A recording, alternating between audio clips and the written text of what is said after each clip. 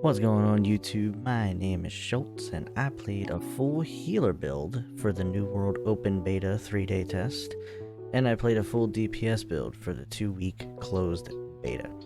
Today I'm here to tell you my thoughts and opinions on the open beta that we just had, the bugs that we encountered and such, and, well, we're going to go over what it takes for leveling in this game, or at least leveling as a solo player for the most part. Most of everything I talk about in this video, however, will be information for characters that are leveling. Not really going to talk about resources that don't matter for leveling, such as the higher level stuff that's over 100. Those types of videos will come after launch. Leveling in New World, however, is slow. It's a grind. Crafting, gathering, other resource-based tasks are sometimes the most effective way to level up, but early on, we're going to go over that. Now, let's quickly get into a level 1 through 60 unlock list of your character level. This doesn't really matter all of too much. But at level 5, you get your second weapon slot and you get a survival quest with your camp tier upgrade. This is actually when you can put down a respawn camp outside of a civilization in the world. At level 10, if you're a PvP person, you can start dueling at level 10, which I'm sure most of you are probably going to be dabbling into the PvP, as well as your first bag slot, which you don't actually get at level 10, but you can equip it at level 10. Your first house you can purchase at level 15. Your third consumable slot is also at level 15, and another camp tier upgrade also at level 15. Really, the only thing you get at level 20 is a ring slot, which rings do work for later game, but for early game, rings really don't mean all of too much unless you have enough stuff to craft them. And you also get your Azov staff, which is part of the main storyline at level 20. Level 25, you get your fourth consumable slot and another camp tier upgrade, which, yeah, you get plenty of camp tier upgrades. They're mostly just your respawn point, though. At level 30, you get your second bag slot, as well as your Azov tier 2 with your staff. You can unlock your second house, which we'll get into later on when it comes to leveling, but when it comes to fast traveling and it comes to the inns and all that stuff, when it comes to having second houses, yeah, this game is going to be a lot of fast traveling later in game, so we'll get into that later on. Level 50 and above stuff is level 50 is invasions, which we'll get into later on. Level 55 is your third house, which, of course, early on, that's really not going to matter. And then you get your final camp tier upgrade. And finally, at level 60, which is supposedly the level cap, you will get your outpost rush, which we will have a video on that later on. Alright, when you first start the game, everyone pretty much does the same intro. The intro is pretty self-explanatory. The guy tells you where to go, you go over to the ships, you do the little notepads, you kill some enemies, you get some upgrades, it's all the same intro. Around level 5 or so in that intro is when you start heading to the settlement, however. Once you start heading to the settlement, that's when you start basically separating from everyone else in the beginning of the game. But when you first land in the game, you're going to see a whole bunch of people doing the same exact thing, literally. Now, like I said, I played a full healer build, so what build you want to do is up to you. But around level 10 is around when you want to start speccing into that build when it comes to attribute points. Getting attribute points is when you level up. The higher the level, the more attribute points you get, of course. But if you're a tank, of course you want to go into strength and constitution. If you're a healer, you want to go full focus, and so on and so forth. What you do not really want to do all of too much is worry about what build you want to do before you hit level 20. Up until level 20, you can actually respec for free. Completely free. Of course, whatever armor you have on can't be respec and whatever, addings that brings in. But for the most part, you can respec for free up until level 20. It's quite nice. And healers are always, and I mean always going to be needed in endgame activities. That's more than likely never going to change in MMOs. But as far as healers, remind you, I played mostly solo and I played mostly at night. So when I ran into other players that were playing, especially being as this was a beta, I was mostly lucky to have someone helping me out. But when it comes to being a healer in the early game, honestly, I wouldn't really recommend speccing into healer until you're level 20 anyway. Early game, all you have is a light attack and your heavy attack. It's really pretty much the only thing that does damage on a healer. Now after level 20, of course, respecking costs, but it's actually fairly minimal. It really isn't all that much to respec in this game, and it's actually quite nice that it's not all that much to respec. Now at higher levels, and after you respec quite a few times, Of course, early game, you mostly want to just get pretty much your gear score higher, and your build stats and your perks. And for this, when you come down to it, when you're leveling, more of the stuff that you're going to be picking up is going to be either on par or above what you already have, if you're leveling still. If you're searching chests from bosses or searching chests from missions, more than likely you're gonna get something that's better than what you have. However, whether or not it actually stacks into your build and to your attributes, that's another story. And if it doesn't, and it's only 5, 10, 15 gear score higher, it's probably not going to be worth it to put that armor on if you really want to think about it. One major tip that I do have for when it comes to early game is making sure that you always have at least light rations on your character. Always have light rations on your character. And the reasoning for this is 2 reasons. One, when you take damage out in the real world, if you're not a healer, you don't recoup over time. And if you have a healer, obviously, duh.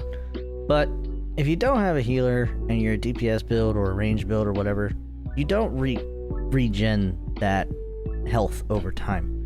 Eating light rations, and especially travel rations if you can make that, which travel rations just basically require 2 things that make light rations. It's quite easy.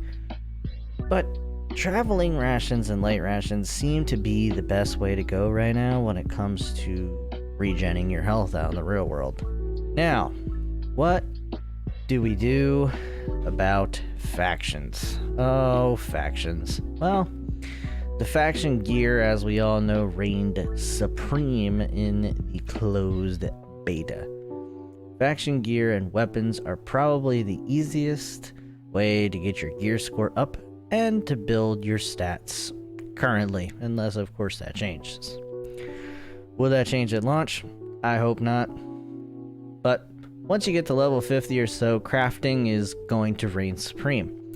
Of course, once you level up your crafting and you're able to do the highest level of crafting and craft all the epics and whatnot, the epics are more than likely going to be better than the faction gear. And not only that, but from what they experienced in the closed beta with the faction gear, yeah, it's definitely gonna get changed, because the faction gear was crazy in the closed beta. And it also doesn't help that getting faction coins is fairly easy, because flagging for PvP missions is nothing anymore. Most people don't even go after you.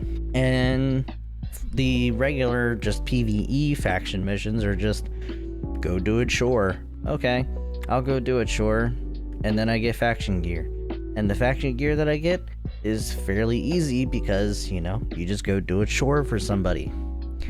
Usually the faction weapons are pretty high up there when it comes to leveling. I'm sure they're going to be tweaked in the actual launch, but we shall see. Alright, now before we get into talking about resources, let's talk a bit about the major changes from the closed beta test and now. Closed beta test was a 2-week test about a month ago, a little over a month ago now.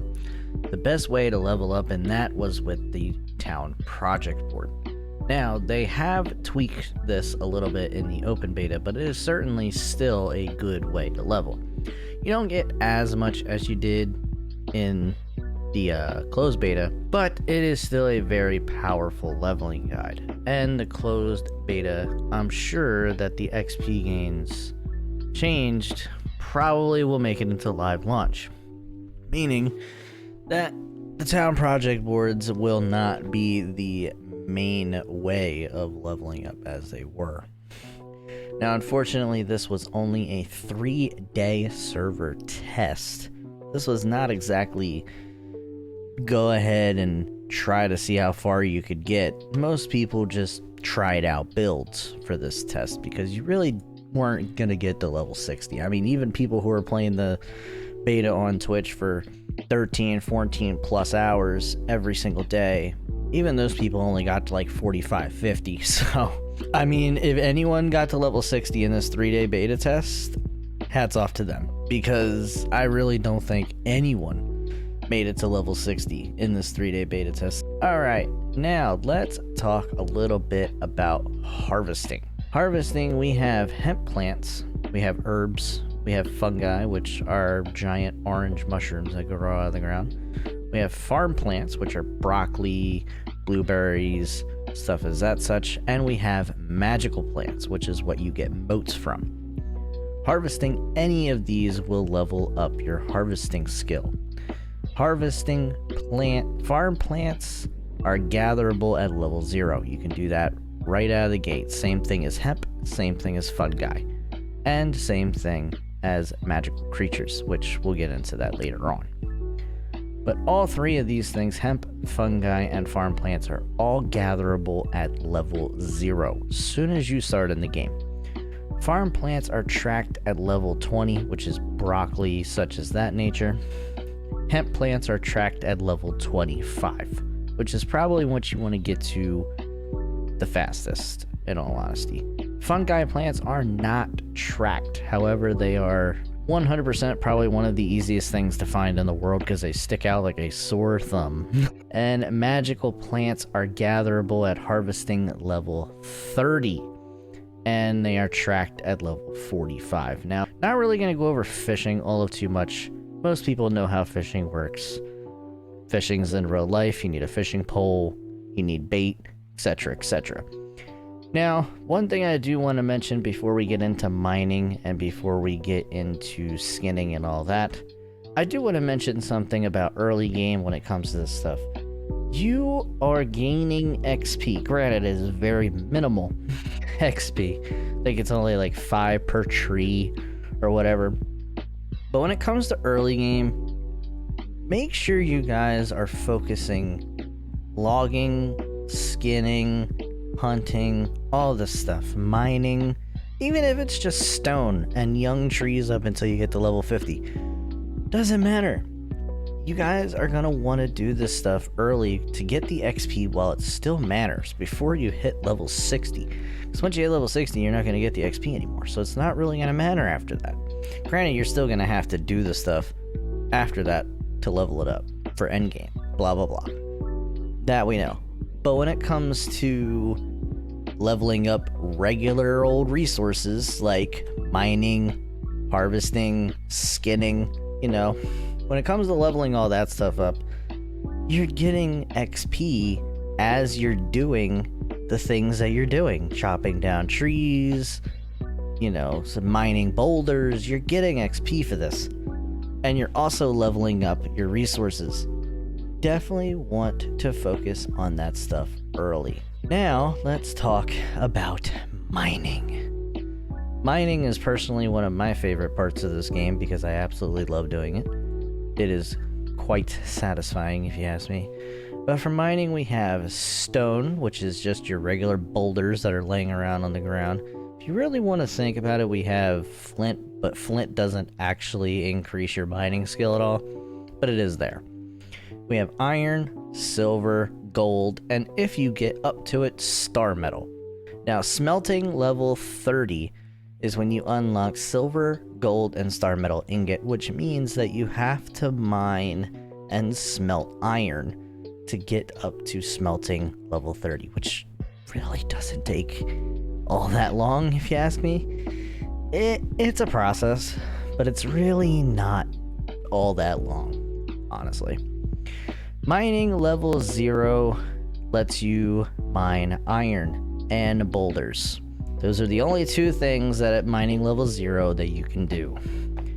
However, mining level 25 is what tracks your iron. Now, getting up to mining level 10 is what unlocks the ability to mine silver. Mind you, silver will take forever, and I actually am not even quite sure if you can actually mine silver with flint, but you can mine silver with iron. I do know that. And mining level 35 is when you can track silver in the world on your little HUD. Mining level 25 unlocks oil, which it looks like a little black pool of water on the ground. Most of them spawn next to a body of water, and you are able to track that at mining level 45. Mining level 45 unlocks the ability to also mine gold, and that also tracks it at level 70. Mining level 100 unlocks the ability to mine star metal, and star metal tracks at 125. Now, for last but not least, logging. You have young trees, which is actually the only thing that you can do for logging up until you get to level 50, so get to chopping down them young trees early. Mature trees, and then you can get up to level 60, you might get weird wood, but that's pretty much the main source of the game. Fishing, harvesting, mining, it's all, just normal survival, normal MMO type stuff. But let's talk a little bit about this open beta as we wind down. So the open beta for me was pretty laggy this time around, if you ask me.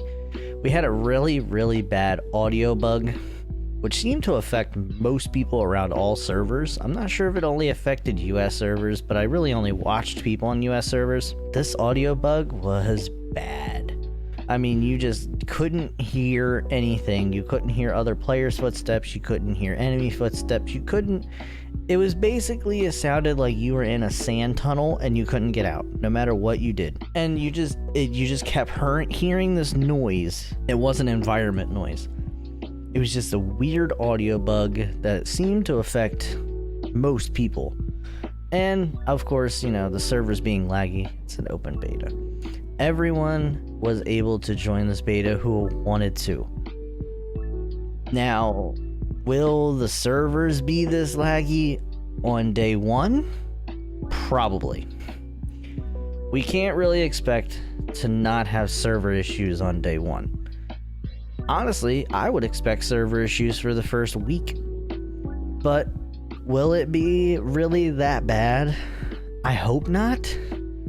But I really hope they're able to get this audio bug figured out, because if that audio bug makes it into live release, I will be astonished. Thank you all for coming and watching. Please hit the subscribe button if you enjoy the content. We will be doing tons more new world content videos coming in the future, especially coming at launch. Be doing dungeon videos, end game videos, and all of that good stuff. There will be tons of new world videos coming in the future, I promise. Thank you all, fellas, for coming and watching. Ladies, coming and watching. Thank you all, and I will see you guys in the next one.